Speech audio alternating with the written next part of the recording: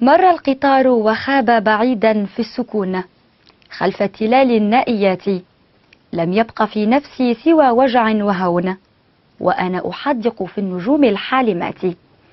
هذا مقطع من قصيد مر القطار لناظك الملائكة. الناس خلف الباب تنتظر الوصول، الناس في المحطة ترتقب موعد سفرة قد تطول.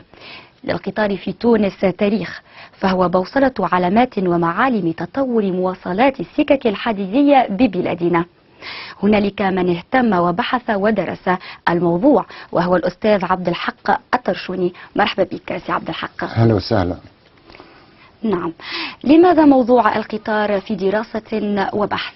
في البداية نحن اليوم نعيش غرة ماي، يعني نحتفل ككل الشعوب بعيد الشغل. نعم. والسكة الحديدية في الحقيقة تاريخ تونس مرتبط بالسكة الحديدية. ناهيك أول نقابة تأسست في تونس قبل الاتحاد نفسه، هي نقابة السكة الحديدية بصفاقس قفصة سنة 1944. وفي سنة 1946 تأسس الاتحاد العام التونسي للشغل في الصباح، وفي المساء كانت النقابة العامة للسكة الحديدية. فنضالات الشعب التونسي بدأت مع السكة الحديدية.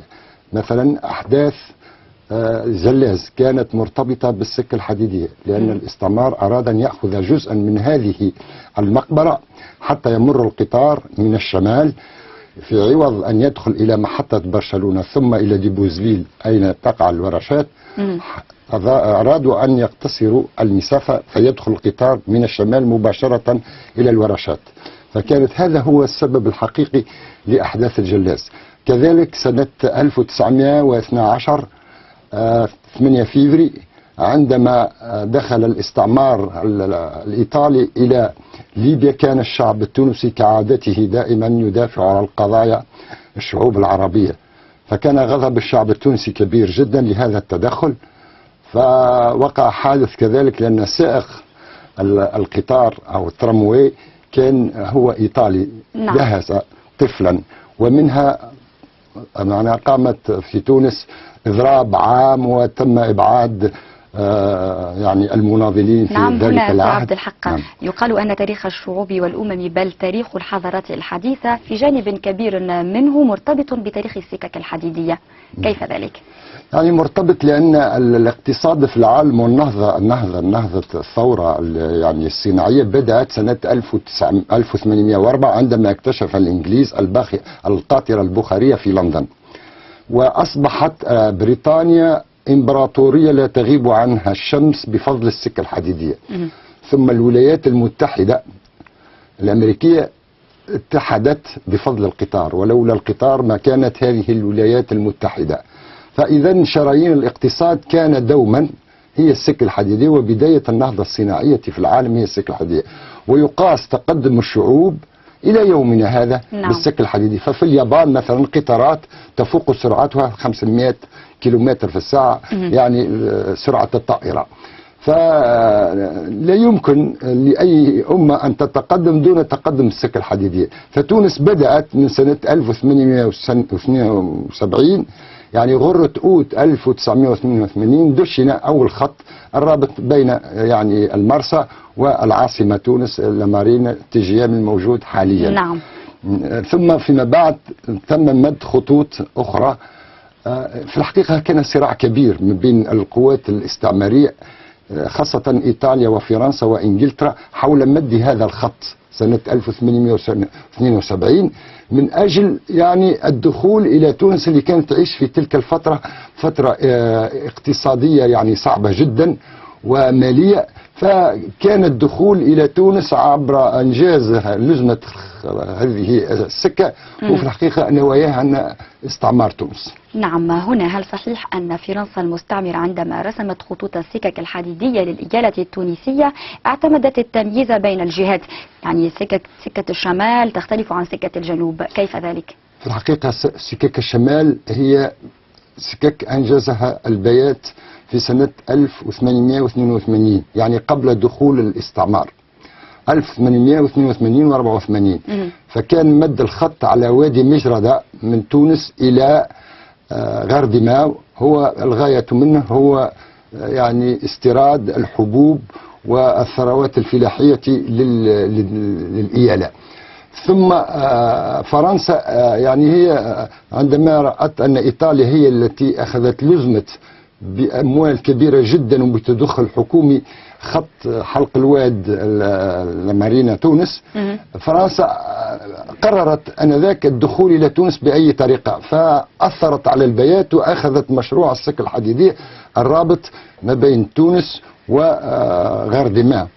وكانت بالسكة العادية، يعني السكة العادية حتى يفهم الناس هي 1.44 متر سنتيمتر، وهي تسمى العادية وهي المعمول بها في العالم الكل. ثم بعد ذلك مدت خط بنزرت رقم 1 ورقم 2 من أجل أنها يعني الخطوط هذه تكون في انسجام مع الخطوط اللي كذلك كانت قبل دخول الاستعمار. ثم غاية فرنسا مد الخط بطريقة عادية، لأنها بدأت في الحقيقة استراتيجية جهنمية، أنها مدت الخط في كامل الجزائر اللي كانت هي تعتبرها فرنسا جزءا منها، خط من جزائر العاصمة إلى الحدود التونسية، لأن عندما تدخل إلى تونس فستربط هذا الخط بخط مستعمرتها في الجزائر. ولهذا عندنا الخط هذا يذهب حتى إلى المغرب، الرباط، فهو الخط المغاربي، وهذا أنجز في العهد يعني قبل الاستعمار في تونس. ثم تواصل فيما بعد ربطه سنة بعد دخول فرنسا 1881. نعم سي عبد الحق، كلمة الختام.